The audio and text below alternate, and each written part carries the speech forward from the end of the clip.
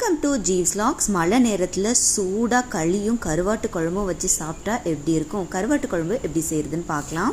ஒரு மண் பாத்திரத்தில் 3 ஸ்பூன் அளவு நல்லெண்ணெய் ஊற்றிக்கிறேன். 1/4 ஸ்பூன் வெந்தயம், 1/4 ஸ்பூன் ஜீரகம், 1/4 ஸ்பூன் கடுகு சேர்த்து எல்லாம் நல்லா பொரிஞ்சதும் சாப் பண்ண முழு பூண்டு, 2 வெங்காயம், 3 தக்காளி, 4 பச்சை மிளகாய் சேர்த்து நல்லா குழைய வதக்கிக்கணும். இது கூடவே 2 ஸ்பூன் குழம்பு மிளகாய் தூள் சேர்த்து நல்லா மிக்ஸ் பண்ணி விட்டுக்கணும்.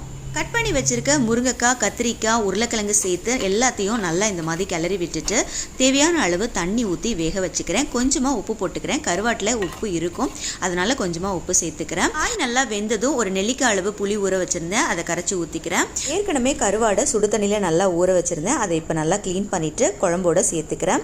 இந்த கருவாடு ஊர்லேருந்து வாங்கிட்டு வந்திருக்கேன். இது பாரத்துண்டு. வேப்பக்கிழங்கை வேக வச்சு கட் பண்ணி தனியாக எடுத்து வச்சுருந்தேன். அதை இப்போ இந்த குழம்பு கூட சேர்த்து ஒரு 10 மினிட்ஸ் குழம்பு நல்லா கொதிக்க விட்டுக்கிறேன். இந்த ஸ்டேஜில் கட் பண்ணி வச்சிருக்க கொத்தமல்லி போட்டு இறக்கிட வேண்டியதுதான்.